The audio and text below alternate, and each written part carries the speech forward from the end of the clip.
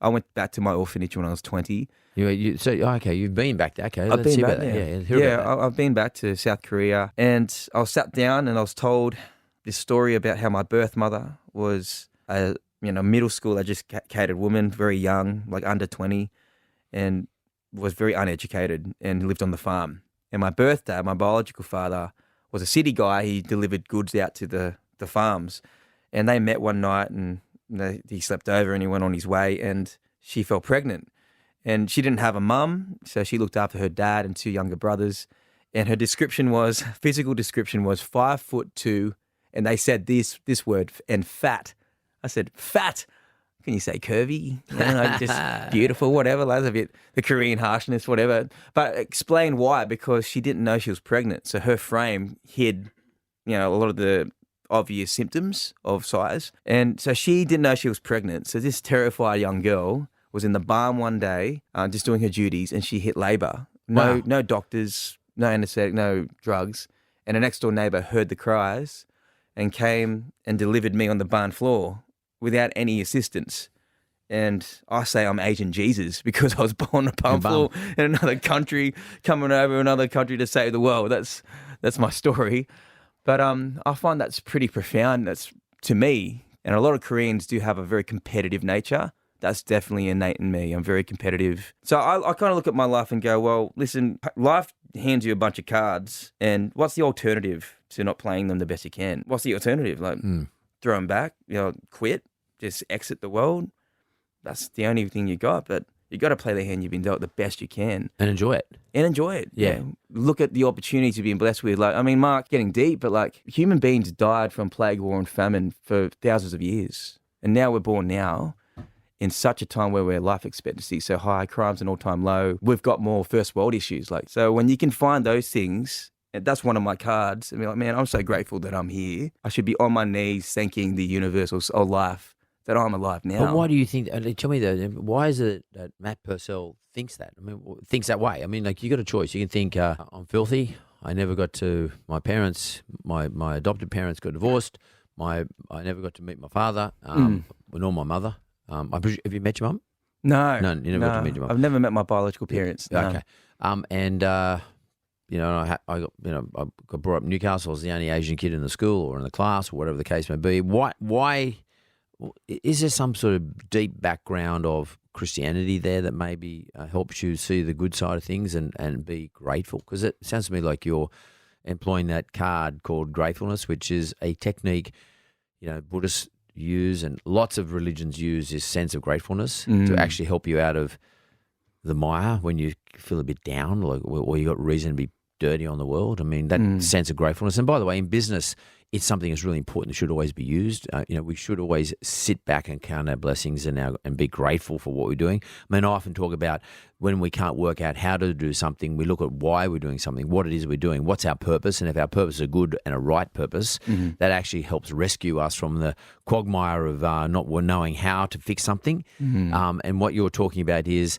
how is it that, how do I make myself more like everybody else, perhaps? But you keep coming back to, I'm grateful because I actually have dealt a fairly good hand. I mean, what is it that fundamentally drives you to understand this concept of gratefulness? Have you always understood the concept of gratefulness? No, not at all. And I think I was shown it through role models. I think who's your role model? Tell me your role models back when you were younger. I think the best thing that Christianity did for me was make me think about the existential question, like, what does it mean to be? What does it mean to be a human being? And if you strip back all the success and peel back the layers of the onion, what actually are we? And what is actually life made up of? What's the default position of life? And those questions help me look at my life differently. I think Christianity really helped me as a kid to think about purpose. And purpose is found in values, Mark, for me. Because they're going to say, what is your purpose? I mean, it takes a long time to derive the purpose. Yeah, it is. And it probably evolves a little bit over time as we mature. But where do you see your purpose now? Because that sort of takes us into what you are doing in terms of your business. But what is your purpose? I mean, what do you see is your reason for being? And why do you feel the need, is my assessment of it, to teach everybody or to express it to all your followers, etc.? I believe I've received a lot of, favour that's unmerited. So my parents choosing me, for example, from the fundamental point of my life. So I was chosen. So I've been given a lot, and you can't give what you don't have. You can't give $50 if you don't have $50. You can't give knowledge unless you don't have it. My purpose is to show people that no matter if you're adopted, if you're fostered, you've been treated like crap, you have a choice, because I have a choice.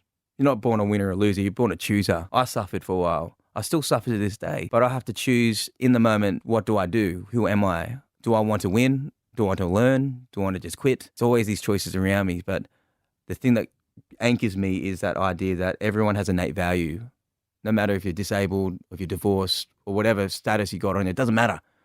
I believe everyone has a divinity about them. Why not choose something that's good for you? It seems to me that you choose to be a teacher, Mm. and you're teaching what you've learned or what you've been given. That is the understanding, the right to make a choice, Mm. and a positive choice at that. So, I've known you for a bit now, and I follow you on Instagram, etc. And teachers are rare today. Lots of people want to be teachers, especially on Instagram, but not many are, and mainly because, well, I think the reason why the good ones are good at it is because A, they've got a story, but B, they feel the compulsion to express the story, and that's my gut feeling about you. You have this compulsion to express your story. Mm. And I didn't, to be honest with you, until I read the brief this morning, I didn't realize, yesterday, I didn't realize that you were adopted, although I suspected from your name that there was something unusual. Yes. I didn't know what it was. But so I'm not saying you actually gone out. I've never seen this. You tell us on Instagram that you were adopted. I haven't seen that anywhere. Maybe it is in there somewhere, but I haven't seen it anywhere. But the story that you're teaching to me is about just positive vibes, positive attitude, and having a crack and doing your best. Yep. And doesn't matter what the outcomes are. Just keep going, keep having a crack and enjoying it, and being open and fun and honest. That's what I get from you. That's the vibe I get from you. And what you're telling me now is you actually don't recognize so much the rareness of it, but what you're recognizing is that's what you do. That's really important to know what you are good at in terms of what other people think you're good at, not what you think you're good at, what other people think you're good at.